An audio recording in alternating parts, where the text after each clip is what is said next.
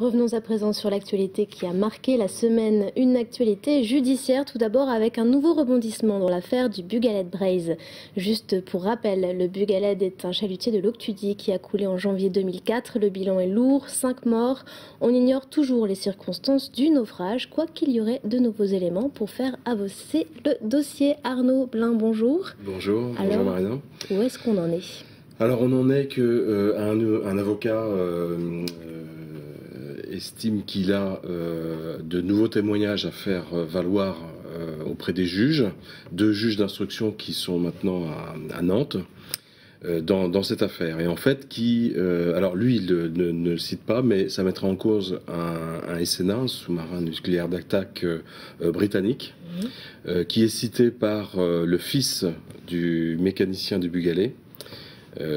Et qui lui nomme donc le Turbulent, c'est le nom du sous-marin, qui serait selon lui responsable du naufrage du bateau. Pourquoi ce témoignage ne sort que maintenant ? C'est assez... ça sort maintenant parce qu'il y a eu toute une enquête. Il y a eu une enquête du marin il y a déjà quelques mois qui faisait état aussi d'un témoignage précis. Pour l'instant, on n'en sait pas plus. Le problème, en fait, dans ce rebondissement qui est à moitié un rebondissement, il faut quand même l'avouer, c'est que l'avocat réserve la primeur de ses déclarations au juge d'instruction. Donc on sait qu'il a des déclarations à faire, on sait qu'il y a un témoignage important à livrer, mais on n'en sait pas plus. Et on sait quand ce sera ?